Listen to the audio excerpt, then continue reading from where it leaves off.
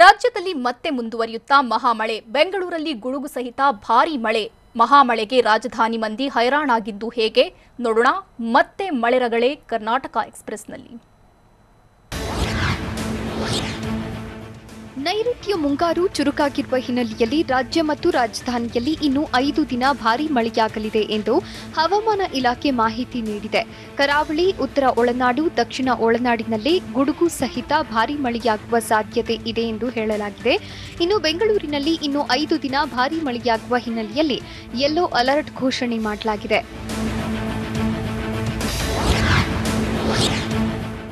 ರಾಜಧಾನಿ ಬೆಂಗಳೂರಿನಲ್ಲಿ ಮತ್ತೆ ಮಳೆ ಜೋರಾಗಿದ್ದು ನಗರದ ಹಲವೆಡೆ ಗಾಳಿ ಸಹಿತ ಮಳೆ ಪುನರಾರಂಭವಾಗಿದೆ.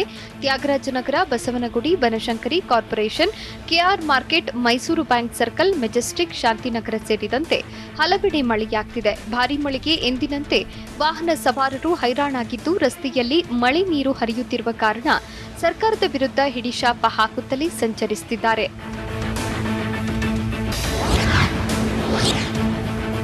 ರಾಜ್ಯದಲ್ಲಿ ಇನ್ನೇನು ಮಳೆ ನಿಂತು ಹೋಯಿತು ಎನ್ನುವಷ್ಟರಲ್ಲಿ ಮತ್ತೆ ಮಳೆರಾಯ ಅಬ್ಬರಿಸಿದ್ದಾನೆ. ರಾಜ್ಯದ ಬಹುತೇಕ ಜಿಲ್ಲೆಗಳು ಮತ್ತು ರಾಜ್ಯ ರಾಜಧಾನಿಯಲ್ಲಿ ಮತ್ತೆ ಮಳೆ ತನ್ನ ಆರ್ಭಟ ಶುರು ಮಾಡಿದೆ. ಚಿಕ್ಕಬಳ್ಳಾಪುರ ಜಿಲ್ಲೆಯಲ್ಲಿ ಕಳೆದ ರಾತ್ರಿ ಸುರಿದ ಮಳೆಯಿಂದಾಗಿ ಅಮಾನಿ ಬೈರಸಾಗರ ಕೆರೆ ತುಂಬಿ ಹರಿದಿದೆ. ಗುಡಿಬಂಡೆ ಬಳಿಯ ಅಮಾನಿ ಬೈರಸಾಗರ ಕೆರೆ ತುಂಬಿ ಹರಿಯುತ್ತಿದ್ದು ಪೇರಸಂದ್ರ ಹಾಗೂ ಗೌರಿಬಿದನೂರು ರಸ್ತೆಯನ್ನ ಸಂಪೂರ್ಣ ಬಂದ್ ಮಾಡಲಾಗಿದೆ. ಯಾವುದೇ ಅನಾಹುತ ಆಗಬಾರದು ಅನ್ನೋ ನಿಟ್ಟಿನಲ್ಲಿ ಮುಂಜಾಗ್ರತಾ ಕ್ರಮವಾಗಿ ತಹಶೀಲ್ದಾರ್ ರಸ್ತೆ ಬಂದ್ ಮಾಡಿದ್ದಾರೆ.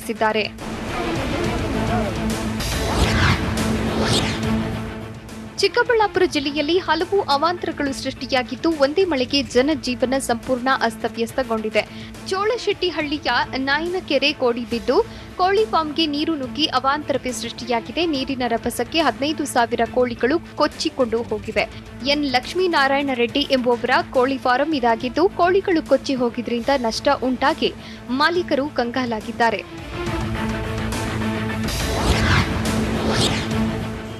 ಚಾಮರಾಜನಗರ ಜಿಲ್ಲೆಯಲ್ಲಿ ಮಳೆ ಅಬ್ಬರ ಮುಂದುವರೆದಿದ್ದು ತಡರಾತ್ರಿ ಸುರಿದ ಭಾರೀ ಮಳೆಗೆ ಹಳ್ಳಿಗಳು ತುಂಬಿ ಹರಿಯುತ್ತಿವೆ. ಜಿಲ್ಲೆಯ ಹನೂರು ತಾಲೂಕಿನ ಗುಳ್ಳಿಯ ಗ್ರಾಮದಲ್ಲಿ ರಸ್ತೆ ಮೇಲಿಗೆ ಹಳ್ಳದ ನೀರು ಹರಿಯುತ್ತಿದೆ. ಎಲ್ಲೆಮಾಳದಿಂದ 5 ಗ್ರಾಮಗಳಿಗೆ ಸಂಪರ್ಕ ಕಲ್ಪಿಸೋ ರಸ್ತೆ ಇದಾಗಿದ್ದು ಮಳೆ ಬಂದಾಗಲೆಲ್ಲ ಇದೇ ಪರಿಸ್ಥಿತಿ ನಿರ್ಮಾಣವಾಗುತ್ತೆ. ಹೀಗಾಗಿ ರಸ್ತೆ ದಾಟುವುದಕ್ಕೆ ಗ್ರಾಮಸ್ಥರು ತೀವ್ರ ಪರದಾಟ ನಡೆಸುತ್ತಿದ್ದಾರೆ. ಸೇತುವೆ ನಿರ್ಮಾಣಕ್ಕೆ ಹಲವು ವರ್ಷಗಳಿಂದ ಮನವಿ ಮಾಡಿದ್ರೂ ಕ್ರಮ ಕೈಗೊಳ್ಳಲಾಗ್ತಿಲ್ಲ.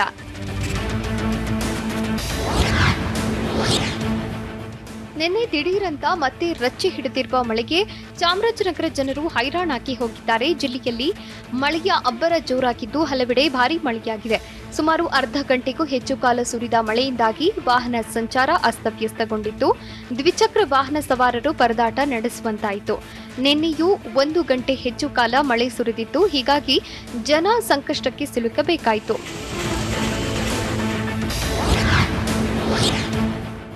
ತಡರಾತ್ರಿ ರಾಜ್ಯ ರಾಜಧಾನಿ ಬೆಂಗಳೂರಿನಲ್ಲೂ ಮಳೆ ಆರ್ಭಟಿಸಿದ್ದು ಹಲವು ಅವಾಂತರಗಳು ಸೃಷ್ಟಿಸಿದೆ. ಭಾರೀ ಮಳೆಗೆ ವಾಹನ ಸವಾರರಂತೂ ಹೈರಾಣಾಗಿ ಹೋದ್ರು.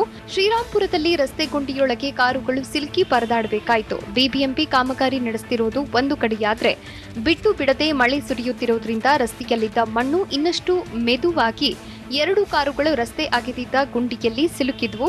ಅದೃಷ್ಟವಶಾತ್ ಯಾವುದೇ ಪ್ರಾಣಾಪಾಯವಾಗಿಲ್ಲ. ಅಧಿಕಾರಿಗಳ ನಿರ್ಲಕ್ಷ್ಯಕ್ಕೆ ಸಾರ್ವಜನಿಕರು ಹಿಡಿಶಾಪ ಹಾಕಿದ್ರು.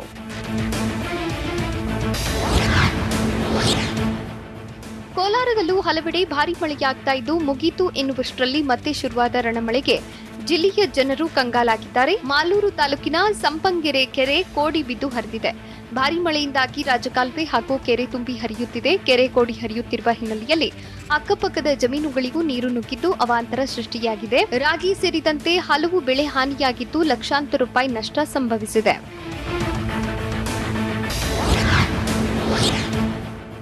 ಶಿವಮೊಗ್ಗ ತಾಲೂಕಿನ ನಿಧಿಗೆ ಗ್ರಾಮದಲ್ಲಿ ಭಾರೀ ಮಳೆಗೆ ಬೆಳೆ ನಾಶವಾಗಿದೆ. ಚಾನಲ್ ಏರಿ ಒಡೆದು ಸುಮಾರು 20 ಎಕರೆಯಷ್ಟು ನಾಟಿ ಮಾಡಿದ್ದ ಭತ್ತದ ಗದ್ದೆ ಜಲಾವೃತವಾಗಿದೆ. ಈ ಹಿಂದೆ ಎಷ್ಟು ಬಾರಿ ಹೇಳಿದ್ರೂ ಅಧಿಕಾರಿಗಳು ಸ್ಪಂದಿಸಿಲ್ಲವೆಂದು ರೈತ ಮಹಿಳೆ ಸರ್ಕಾರ ಮತ್ತು ಅಧಿಕಾರಿಗಳ ವಿರುದ್ಧ ಆಕ್ರೋಶ ಹೊರಹಾಕಿದ್ರು. ಇತ್ತ ರಾಮನಗರದಲ್ಲೂ ಮತ್ತೆ ಮಳೆ ಆರ್ಭಟ ಶುರುವಾಗಿದ್ದು ಧಾರಾಕಾರ ಮಳೆಗೆ ಜನ ಕಂಗಾಲಾಗಿದ್ದಾರೆ. ಕೆಲ ದಿನಗಳಿಂದ ಬಿಡುವು ಕೊಟ್ಟಿದ್ದ ಮಳೆರಾಯ ಇಂದು ಮತ್ತೆ ಏಕಾಏಕಿ ಎಂಟ್ರಿ ಕೊಟ್ಟಿದ್ದಾನೆ.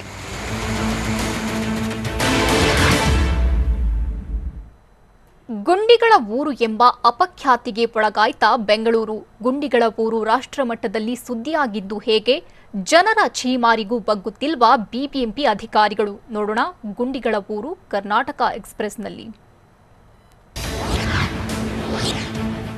ರಾಜ್ಯ ಮತ್ತು ರಾಜಧಾನಿಯಲ್ಲಿ ಮತ್ತೆ ಮಳೆ ಅವಾಂತರ ಶುರುವಾಗಿದೆ. ಅದರಲ್ಲೂ ಬೆಂಗಳೂರಿನ ಗುಂಡಿಗಳಂತೂ ಇದೀಗ ರಾಷ್ಟ್ರಮಟ್ಟದಲ್ಲಿ ಸದ್ದು ಮಾಡ್ತಿವೆ. ಬಿಬಿಎಂಪಿಗೆ ಹೈಕೋರ್ಟ್ ಎಷ್ಟೇ ಸಲ ಚಾಟಿ ಬೀಸಿದ್ರೂ ಮೈ ಒರೆಸಿಕೊಂಡು ಸುಮ್ಮನೆ ಕೂರ್ತಿದೆ. ಸಾವಿನ ಗುಂಡಿಗೆ ಬಿದ್ದು ಈಗಾಗಲೇ ಸಾಕಷ್ಟು ಮಂದಿ ಜೀವವನ್ನ ಕಳೆದುಕೊಂಡಿದ್ದಾರೆ. ಇದೀಗ ಅಂಥದ್ದೇ ಒಂದು ಘಟನೆ ರಾಷ್ಟ್ರಮಟ್ಟದಲ್ಲಿ ಬೆಂಗಳೂರಿನ ಗುಂಡಿ ಸದ್ದು ಮಾಡುವಂತೆ ಮಾಡಿದೆ. ಗುಂಡಿಯಲ್ಲಿ ಬಿದ್ದು ಎದ್ದ ಜೀವ ಹೋಗೋದು ಕೂದಲೆಳೆ ಅಂತರದಲ್ಲಿ ತಪ್ಪಿ ಹೋಗಿರುವ ಘಟನೆ ಬೆಂಗಳೂರಿನಲ್ಲಿ ನಡೆದಿದೆ. ಕಸ್ತೂರಿ ನಗರದ ಔಟರ್ ರಿಂಗ್ ರೋಡ್ ಫ್ಲೈಓವರ್ ಮೇಲೆ ಯುವತಿಯೋರ್ವಳು ಬೈಕ್ ಮೇಲೆ ತೆರಳುತ್ತಾ ಇದ್ಲು. ಆದರೆ ದಾರಿ ಮಧ್ಯೆಯ ಸ್ವರೂಪಿ ಗುಂಡಿಯಿಂದ ಯುವತಿ ಆಯ ತಪ್ಪಿ ಕೆಳಗೆ ಬಿದ್ದಿದ್ದಾಳೆ. ಅದೃಷ್ಟವಶಾತ್ ಪ್ರಾಣಾಪಾಯದಿಂದ ಪಾರಾಗಿದ್ದಾಳೆ. ಈ ವಿಡಿಯೋ ಜಾಲತಾಣದಲ್ಲಿ ಭಾರಿ ವೈರಲ್ ಆಗ್ತಿದ್ದು ಬೆಂಗಳೂರಿನ ಗುಂಡಿಗಳ ಬಗ್ಗೆ ರಾಷ್ಟ್ರಮಟ್ಟದಲ್ಲಿ ಚರ್ಚೆ ಆರಂಭವಾಗಿದೆ. ಅಕಸ್ಮಾತ್ ಆ ಯುವತಿ ಬಲಗಡೆ ಅಲ್ಲದೆ ಎಡಭಾಗಕ್ಕೆ ಬಿದ್ದಿದ್ದರೆ ಹಿಂದೆ ಬರ್ತಿದ್ದ ಗೂಡ್ಸ್ ಗಾಡಿ ಆಕೆಯ ಮೇಲೆ ಹರಿತಾ ಇತ್ತು ಎಂದು ಕಾಮೆಂಟ್ ಮಾಡಿದ್ದಾರೆ. ಬೈಕ್ನಲ್ಲಿ ಯುವತಿ ಕಾರಿನ ಹಿಂದೆ ಸಮ ವೇಗದಲ್ಲಿ ಚಲಿಸ್ತಾ ಇದ್ಲು. ಆದರೆ ದಿಢೀರ್ ಎಂದು ಕಾಣಿಸಿಕೊಂಡ ಗುಂಡಿಯಲ್ಲಿ ಬೈಕ್ ಪುಟಿದೆದ್ದಿದ್ದು ಯುವತಿ ಆಯ ತಪ್ಪಿ ಕೆಳಗೆ ಬಿದ್ದಿದ್ದಾಳೆ. ತಲೆಗೆ ಹೆಲ್ಮೆಟ್ ಧರಿಸಿದ್ದು ಒಂದಾದ್ರೆ ಆಕೆ ಬಲಭಾಗಕ್ಕೆ ಬಿದ್ದಿದ್ದು ಪ್ರಾಣಾಪಾಯದಿಂದ ಪಾರಾಗುವಂತೆ ಮಾಡಿದೆ. ಆಗಸ್ಟ್ 18ರ ಬೆಳಗ್ಗೆ 9:30 ಸುಮಾರಿಗೆ ಈ ಘಟನೆ ನಡೆದಿದ್ದು ದ್ವಿಚಕ್ರ ವಾಹನದ ಹಿಂದೆ ಬರ್ತಿದ್ದ ರಿಜೇಶ್ ಅನ್ನೋರ ಕಾರ್ ಕ್ಯಾಮೆರಾದಲ್ಲಿ ಈ ವಿಡಿಯೋ ಸೆರೆಯಾಗಿದೆ. ದೃಶ್ಯವನ್ನ ಸಾಮಾಜಿಕ ಜಾಲತಾಣದಲ್ಲಿ ಅಪ್ಲೋಡ್ ಮಾಡಿದ್ದಾರೆ. ಗುಂಡಿ ಮುಚ್ಚದೆ ಉಂಡಾಡಿ ಗುಂಡನಂತೆ ಆಗಿರುವ ಬಿಬಿಎಂಪಿಯ ದಿವ್ಯ ನಿರ್ಲಕ್ಷ್ಯ ಯಥಾರೀತಿ ಮುಂದುವರೆದಿದೆ. ಈ ವಿಡಿಯೋ ಜಾಲತಾಣದಲ್ಲಿ ಸದ್ದು ಮಾಡುತ್ತಿದ್ದಂತೆ ಬಿಬಿಎಂಪಿ ವಿರುದ್ಧ ಮತ್ತಷ್ಟು ಆಕ್ರೋಶ ಹೆಚ್ಚಾಗಿದೆ. ಬಿಬಿಎಂಪಿ ಅಧಿಕಾರಿಗಳಿಗೆ ಹಿಡಿಶಾಪ ಹಾಕ್ತಿರುವ ಬೆಂಗಳೂರು ನಾಗರಿಕರು ಇನ್ನೆಷ್ಟು ಜನ ಸತ್ತ ಮೇಲೆ ಈ ಅಧಿಕಾರಿಗಳು ಎಚ್ಚೆತ್ತುಕೊಳ್ತಾರೆ ಎಂದು ಪ್ರಶ್ನೆ ಮಾಡುತ್ತಿದ್ದಾರೆ. ಸಾರ್ವಜನಿಕರಿಂದ ಎಷ್ಟೇ ಚೀಮಾರಿ ಹಾಕಿಸಿಕೊಂಡ್ರೂ ಕೂಡ ಮುಂದಾಗೋ ಅನಾಹುತ ತಪ್ಪಿಸುವ ಕೆಲಸಕ್ಕೆ ಬಿಬಿಎಂಪಿ ಮುಂದಾಗ್ತಾ ಇಲ್ಲ.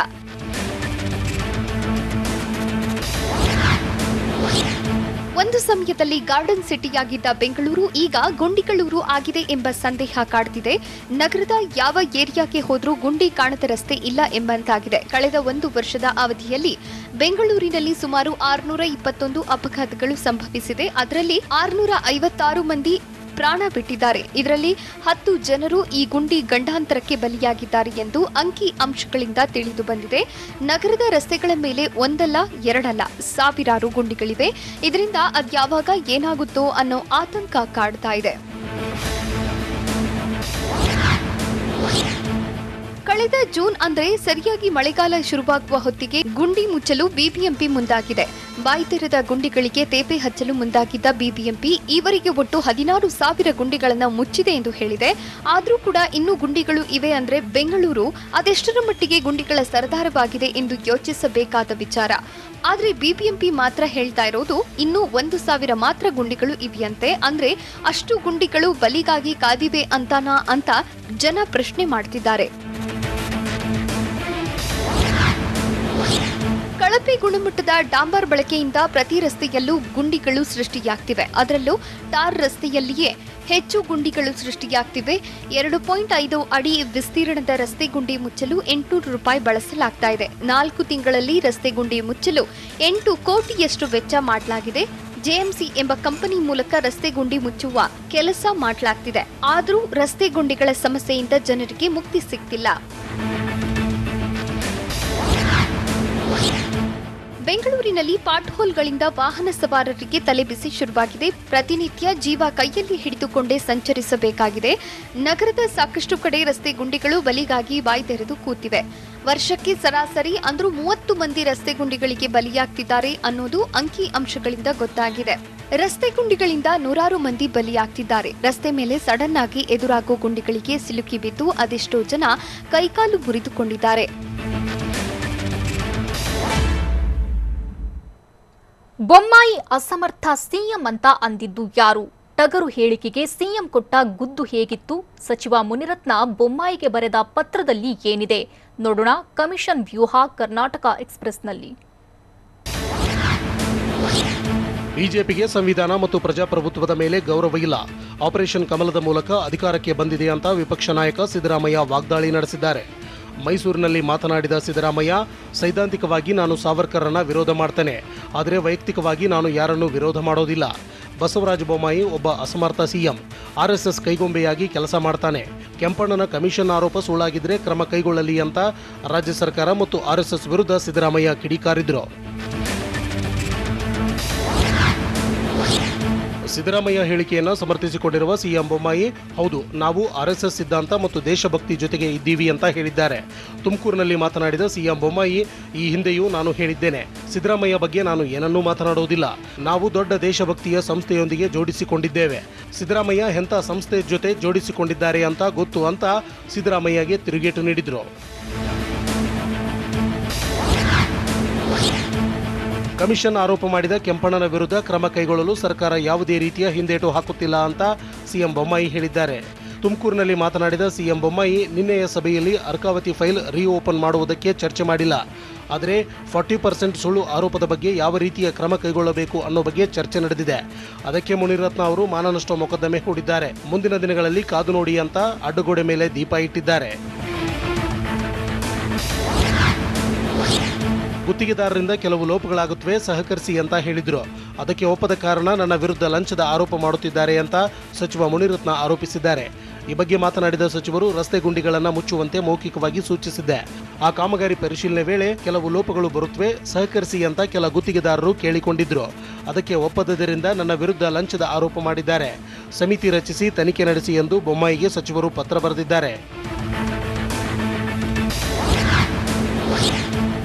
ಮೈಸೂರಿನ ಸಂಸದ ಪ್ರತಾಪ್ ಸಿಂಹ ಒಬ್ಬ ಯಕಶ್ಚಿತ್ ರಾಜಕಾರಣಿ ಎಂದು ವಿಪಕ್ಷ ನಾಯಕ ಸಿದ್ದರಾಮಯ್ಯ ಕಟುವಾಗಿ ಟೀಕಿಸಿದ್ದಾರೆ.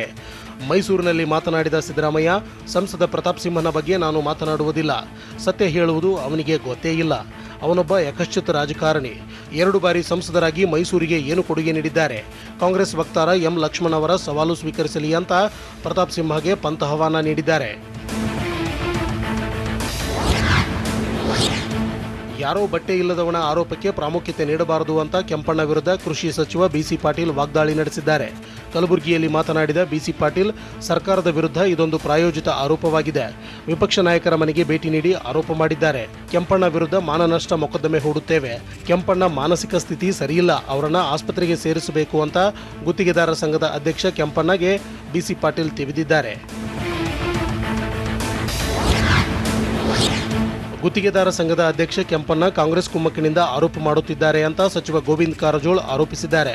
ವಿಧಾನಸೌಧದಲ್ಲಿ ಮಾತನಾಡಿದ ಗೋವಿಂದ ಕಾರಜೋಳ, ಸಮ್ಮಿಶ್ರ ಸರ್ಕಾರದಲ್ಲಿ 3,737 ಕೋಟಿ ರೂಪಾಯಿ ಬಿಲ್ ಪೆಂಡಿಂಗ್ ಇತ್ತು. ಈಗ 7,128 ಕೋಟಿ ಬಿಲ್ ಆಗದೆ ಬಾಕಿ ಇದೆ. ಬೊಮ್ಮಾಯಿ ಅವಧಿಯಲ್ಲಿ 12,752 ಕೋಟಿ ಪಾವತಿಯಾಗಿದೆ. ಸಣ್ಣ ಸಣ್ಣ ಗುತ್ತಿಗೆದಾರರ 2,158 ಕೋಟಿ ರೂಪಾಯಿ ಬಿಡುಗಡೆ ಮಾಡಲಾಗಿದೆ. ಟೆಂಡರ್ ಮೊತ್ತ 5%ಗಿಂತ ಹೆಚ್ಚು ಕೊಟ್ಟಿಲ್ಲ. ಅತ್ಯಂತ ಪಾರದರ್ಶಕವಾಗಿ ಟೆಂಡರ್ ಪ್ರಕ್ರಿಯೆ ಮುಗಿಸಿದ್ದೇವೆ. ಕೆಂಪಣ್ಣಗೆ ತಾಕತ್ತು ಇದ್ರೆ ಲೋಕಾಯುಕ್ತಕ್ಕೆ ದೂರು ನೀಡಲಿ ಅಂತ ಸವಾಲು ಹಾಕಿದ್ರು. ಕೆಂಪಣ್ಣನವರ ಆರೋಪ ಕಾಂಗ್ರೆಸ್ನವರು ಇಟ್ಟ ಬೀಜ, ಆಧಾರ ಇಲ್ಲದ ಆರೋಪವೆಂದು ಗಣಿ ಸಚಿವ ಹಾಲಪ್ಪ ಆಚಾರ್ ಕಿಡಿಕಾರಿದ್ರು. ಕೊಪ್ಪಳದಲ್ಲಿ ಮಾತನಾಡಿದ ಹಾಲಪ್ಪ, ಚುನಾವಣೆ ಸಮೀಪಿಸ್ತಾ ಇದೆ, ರಾಜಕೀಯ ಉದ್ದೇಶಕ್ಕಾಗಿ ಹೀಗೆ ಮಾತನಾಡ್ತಾ ಇದ್ದಾರೆ. ಕೈಯಲ್ಲಿ ಬಾಂಬ್ ಹಿಡಿದುಕೊಂಡು ಎಸೆಯುತ್ತೇನೆ ಎನ್ನಬಾರದು. ಕಾಂಗ್ರೆಸ್ ನಾಯಕರು ಮನೆಯಲ್ಲಿ ಕೂತು ಆರೋಪಿಸುತ್ತಿದ್ದಾರೆ. ತಮ್ಮ ಬಳಿ ದಾಖಲೆಗಳಿದ್ರೆ ಕೆಂಪಣ್ಣ ಕೋರ್ಟ್ಗೆ ಹೋಗಲಿ. ಇವರೆಲ್ಲ 4 ವರ್ಷ ಏನು ಮಾಡಿದ್ರು, ಯಾಕೆ ಮಾತನಾಡಲಿಲ್ಲ ಅಂತ ಹಾಲಪ್ಪ ಆಚಾರ್ ಹರಿಹಾಯ್ದ್ರು.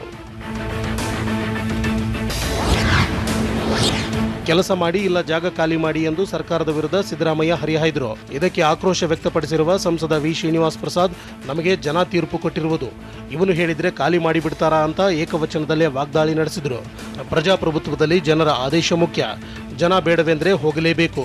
ಚಾಮುಂಡೇಶ್ವರಿ ಕ್ಷೇತ್ರದಲ್ಲಿ ನಿಲ್ತೀನಿ ಅಂತ ಹೇಳ್ತಿದ್ದಾರಾ? ಅದರ ಬಗ್ಗೆ ಮಾತನಾಡಪ್ಪ, ಉಳಿದ ಬಗ್ಗೆ ಏನು ಮಾತನಾಡ್ತೀಯಾ ಅಂತ ಸಿದ್ದುಗೆ ಸಂಸದ ಗುದ್ದು ನೀಡಿದರು.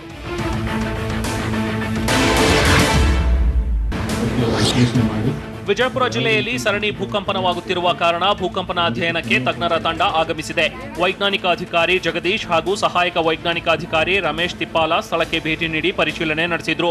ಬಸವನ ಬಾಗೇವಾಡಿ ತಾಲೂಕಿನ ಉಕ್ಕಲಿ ಗ್ರಾಮದಲ್ಲಿ ಭೂವಿಜ್ಞಾನಿಗಳು ಸಭೆ ನಡೆಸಿದ್ದು, ಡಿಸಿ ಡಾಕ್ಟರ್ ವಿಜಯ ಮಹಾಂತೇಶ್ ದಾನಮ್ಮನವರ, ಎಸ್ಪಿ ಆನಂದಕುಮಾರ್ ಸೇರಿದಂತೆ ಇತರ ಅಧಿಕಾರಿಗಳು ಸಾಥ್ ನೀಡಿದ್ರು.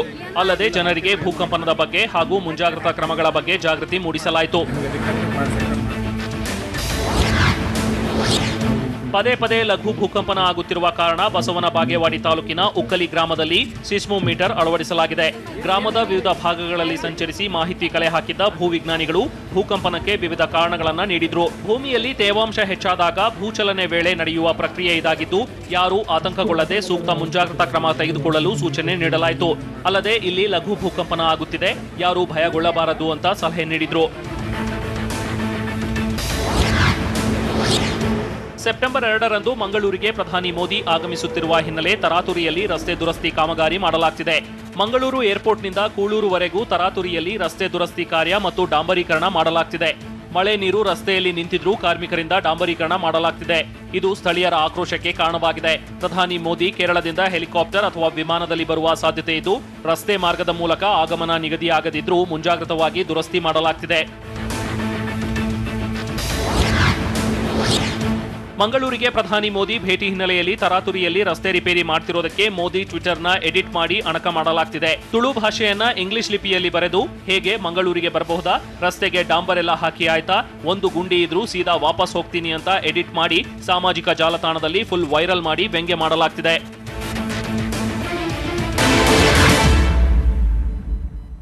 ಅರ್ಕಾವತಿ ಡಿನೋಟಿಫಿಕೇಶನ್ ಫೈಲ್ ಮತ್ತೆ ಓಪನ್ ಆಗುತ್ತಾ? ಈ ಬಗ್ಗೆ ವಿಪಕ್ಷ ನಾಯಕ ಸಿದ್ದರಾಮಯ್ಯ ಹೇಳಿದ್ದೇನು? ಬೆಂಗಳೂರಿನಲ್ಲಿ ಭಾರೀ ಬಂದೋಬಸ್ತ್ ಮಾಡ್ತಿರೋದು ಯಾಕೆ? ನೋಡೋಣ ಸಮಗ್ರ ಕರ್ನಾಟಕ ಎಕ್ಸ್‌ಪ್ರೆಸ್‌ನಲ್ಲಿ. ಕಾಂಗ್ರೆಸ್ ನಾಯಕರನ್ನು ಕಟ್ಟಿಹಾಕಲು ಪ್ಲಾನ್ ಮಾಡಿರುವ ರಾಜ್ಯ ಸರ್ಕಾರ ಸಿದ್ದರಾಮಯ್ಯ ವಿರುದ್ಧ ಬಿಡಿಎ ಹಳೆ ಫೈಲ್ ಓಪನ್ ಸಾಧ್ಯತೆ ಇದೆ ಎಂದು ಹೇಳಲಾಗುತ್ತಿದೆ. ಸರ್ಕಾರ ಕಮಿಷನ್ ಕದನಕ್ಕೆ ಕೌಂಟರ್ ಕೊಡಲು ಮುಂದಾಗಿದೆ ಎಂದು ಹೇಳಲಾಗುತ್ತಿದ್ದು, ಬಿಡಿಎ ಅರ್ಕಾವತಿ ಬಡಾವಣೆ ಡಿನೋಟಿಫಿಕೇಶನ್ ಹಗರಣವನ್ನು ಓಪನ್ ಮಾಡುತ್ತೆ ಎಂದು ಹೇಳಲಾಗುತ್ತಿದೆ.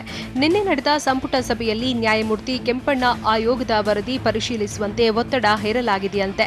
ಈ ಬಗ್ಗೆ ಪರಿಶೀಲಿಸುತ್ತೇನೆ ಎಂದು ಸಿಎಂ ಬೊಮ್ಮಾಯಿ ಹೇಳಿದ್ದಾರಂತೆ.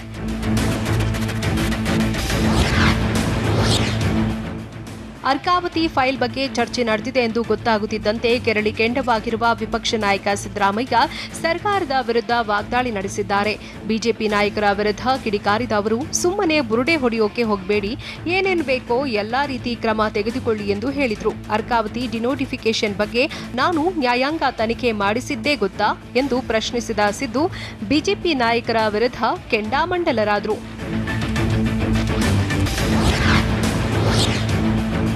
ಬೆಂಗಳೂರಿನಲ್ಲಿ ಗಣೇಶೋತ್ಸವ ಹಿನ್ನೆಲೆ ಭಾರೀ ಬಂದೋಬಸ್ತಿಗೆ ಸಿದ್ಧತೆ ನಡೆಸಲಾಗುತ್ತಿದೆ. ಅಹಿತಕರ ಘಟನೆ ನಡೆಯದಂತೆ ಕಟ್ಟೆಚ್ಚರ ವಹಿಸಿರುವ ಖಾಕಿ ಇಂಟೆಲಿಜೆನ್ಸ್ ಮಾಹಿತಿ ಆಧರಿಸಿ ಅತಿ ಸೂಕ್ಷ್ಮ ಪ್ರದೇಶಗಳ ಪಟ್ಟಿ ಮಾಡಿದೆ. ಬೆಂಗಳೂರಿನಲ್ಲಿ ಕಳೆದ ಕೆಲ ದಿನಗಳ ಹಿಂದೆ ಪಿಸ್ತೂಲ್ ಮಾರಾಟ ಪ್ರಕರಣಗಳು ಪತ್ತೆಯಾದ ಹಿನ್ನೆಲೆ ಯಾವುದೇ ಅಹಿತಕರ ಘಟನೆಗೆ ಅವಕಾಶ ನೀಡದಂತೆ ಪೊಲೀಸರು ಪ್ಲಾನ್ ಮಾಡಿಕೊಂಡಿದ್ದಾರೆ. ನಿಬಂಧನೆಗಳನ್ನು ಕಟ್ಟುನಿಟ್ಟಾಗಿ ಜಾರಿಗೊಳಿಸಿ ಗಣೇಶೋತ್ಸವ ಆಚರಣೆಗೆ ಅವಕಾಶ ನೀಡುವಂತೆ ಹಿರಿಯ ಪೊಲೀಸ್ ಅಧಿಕಾರಿಗಳು ಸೂಚನೆ ನೀಡಿದ್ದಾರೆ.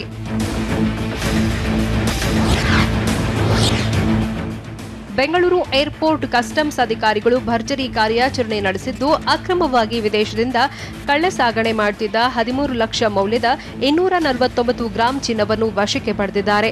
ಪ್ರಯಾಣಿಕರ ಸೋಗಿನಲ್ಲಿ ಕುವೈತ್ನಿಂದ ಬೆಂಗಳೂರಿಗೆ ಬಂದ ವ್ಯಕ್ತಿ ಚಿನ್ನ ಸಾಗಣೆ ಮಾಡುತ್ತಿದ್ದ. ಪ್ಲಾಸ್ಟಿಕ್ ಟೇಪ್ ಒಳಭಾಗದಲ್ಲಿ ಚಿನ್ನವಿಟ್ಟು ಮೇಲೆ ಟೇಪ್ ಹಾಕಿದ್ದ ಆರೋಪಿಯನ್ನ ಗಮನಿಸಿದ ಅಧಿಕಾರಿಗಳು ಅನುಮಾನಗೊಂಡಿದ್ದಾರೆ. ತಪಾಸಣೆ ನಡೆಸಿದ ವೇಳೆ ಭಾರಿ ಮೌಲ್ಯದ ಚಿನ್ನವನ್ನು ವಶಕ್ಕೆ ಪಡೆದಿದ್ದಾರೆ. ಹಾಸನ ಜಿಲ್ಲೆಯಲ್ಲಿ ಕಾಡಾನೆಗಳ ಉಪಟಳ ಮುಂದುವರೆದಿದೆ. ಹಾಸನ ಜಿಲ್ಲೆ ಸಕಲೇಶಪುರ ತಾಲೂಕಿನ ಕಾಟಿಹಳ್ಳಿಯ ಸುತ್ತಮುತ್ತಲ ಜಮೀನುಗಳಿಗೆ ದಾಂಗುಡಿ ಇಟ್ಟು ಬೆಳೆಗಳನ್ನು ನಾಶಪಡಿಸಿವೆ. ತಡರಾತ್ರಿ ಡಿಸೋಜಾ ಅನ್ನೂರಿಗೆ ಸೇರಿದ ಕಾಫಿ ತೋಟಕ್ಕೆ ನುಗ್ಗಿ ನಾಶಪಡಿಸಿವೆ. ಬೆಳೆ ನಷ್ಟಕ್ಕೆ ಸೂಕ್ತ ಪರಿಹಾರ ನೀಡುವಂತೆ ಒತ್ತಾಯಿಸುತ್ತಿದ್ದಾರೆ. ಸ್ಥಳಕ್ಕೆ ಬಾರದ ಅರಣ್ಯ ಇಲಾಖೆ ವಿರುದ್ಧ ರೈತರು ಆಕ್ರೋಶ ಹೊರಹಾಕ್ತಿದ್ದಾರೆ. ಗಣೇಶ ಚತುರ್ಥಿಗೆ ಕೌಂಟ್ ಡೌನ್ ಶುರುವಾಗಿದೆ. ಗಣೇಶ ವಿಸರ್ಜನೆಗೆ ಬೆಂಗಳೂರಿನ 8 ವಲಯಗಳ ಕಲ್ಯಾಣಿಗಳ ಕ್ಲೀನಿಂಗ್ ಶುರುವಾಗಿದೆ. ಸ್ಯಾಂಕಿಕೆರೆ, ಯಡೂರಿನ ಕೆರೆ ಬಳಿಯ ಕಲ್ಯಾಣಿಗಳನ್ನು ಸ್ವಚ್ಛಗೊಳಿಸುತ್ತಿದ್ದಾರೆ. ಕಲ್ಯಾಣಿ ಸುತ್ತ ಸುಮಾರು 20ಕ್ಕೂ ಹೆಚ್ಚು ಕ್ಯಾಮೆರಾಗಳನ್ನು ಅಳವಡಿಸಿ ಯಾವುದೇ ಅವಘಡ ನಡೆಯದಂತೆ ಹೈ ಮಾಸ್ಕ್ ಲೈಟ್ಸ್ ಹಾಕಲಾಗುತ್ತಿದೆ. ಗಣೇಶ ವಿಸರ್ಜನೆಗೆ ನುರಿತ ಈಜು ತಜ್ಞರನ್ನ ನೇಮಕ ಮಾಡಲಾಗಿದ್ದು, ಒಂದೊಂದು ಕಲ್ಯಾಣಿಗೂ 150ಕ್ಕೂ ಹೆಚ್ಚು ಪೊಲೀಸರನ್ನ ನಿಯೋಜಿಸಲಾಗುತ್ತಿದೆ. ಕಲಘಟಗಿ ಪೊಲೀಸರು ಮಿಂಚಿನ ಕಾರ್ಯಾಚರಣೆ ನಡೆಸಿ ಗಾಂಜಾ ಬೆಳೆದಿದ್ದ ಜಾಲವನ್ನು ಪತ್ತೆ ಮಾಡಿದ್ದಾರೆ. ಯಲವದಾಳ ಗ್ರಾಮದಲ್ಲಿ ಮನೆಯ ಹಿಂದಿನ ಖಾಲಿ ಜಾಗದಲ್ಲಿ ಗಾಂಜಾ ಬೆಳೆದಿದ್ದ ಆರೋಪಿ ಕಲ್ಲಪ್ಪ ಹನುಮಂತಪ್ಪ ಸೋಮನಕೊಪ್ಪ ಎಂಬಾತನನ್ನ ಬಂಧಿಸಲಾಗಿದೆ. ಇನ್ಸ್ಪೆಕ್ಟರ್ ಶ್ರೀಶೈಲ ಕೌಜಲಗಿ ನೇತೃತ್ವದಲ್ಲಿ 9 ಕೆಜಿ 200 ಗ್ರಾಂ ಗಾಂಜಾವನ್ನ ವಶಪಡಿಸಿಕೊಂಡಿದ್ದಾರೆ. ಭ್ರಷ್ಟಾಚಾರ ಅನ್ನೋದು ಮೊದಲಿನಿಂದಲೂ ನಡೆದುಕೊಂಡು ಬಂದಿದೆ. ಸ್ವಾತಂತ್ರ್ಯ ಪೂರ್ವ, ಸ್ವಾತಂತ್ರ್ಯ ನಂತರ ಕಮಿಷನ್ ಅನ್ನೋದು ಉಡುಗೊರೆ ರೂಪದಲ್ಲಿ ನಡೆದುಕೊಂಡು ಬಂದಿದೆ. 2008ರಲ್ಲಿ ಬಿಜೆಪಿ ಸರ್ಕಾರ ಬಂದಾಗ ಅದು ಸ್ವೇಚ್ಛಾಚಾರವಾಗಿ ನಡೆಯಿತು ಅಂತ ತುಮಕೂರಿನಲ್ಲಿ ಮಾಜಿ ಸಿಎಂ ಎಚ್ಡಿಕೆ ಹೇಳಿದ್ದಾರೆ. ಈ ಭ್ರಷ್ಟಾಚಾರವನ್ನು ಹೇಗಾದರೂ ಮಾಡಿ ನಿಲ್ಲಿಸಬೇಕು ಅನ್ನೋದರ ಬಗ್ಗೆ ಜನತೆಯು ಚಿಂತಿಸಿ ಸಿದ್ಧರಾಗಬೇಕು. ನಾನು ಸಿಎಂ ಆಗಿದ್ದಾಗ ಪರ್ಸೆಂಟೇಜ್ ವ್ಯವಸ್ಥೆ ನಿಲ್ಲಿಸಲು ತಯಾರಾಗಿದ್ದೆ ಅಂತ ಹೇಳಿದರು. ಕೇಂದ್ರ ಸರ್ಕಾರದಿಂದ ಹಿಡಿದು ರಾಜ್ಯ ಸರ್ಕಾರ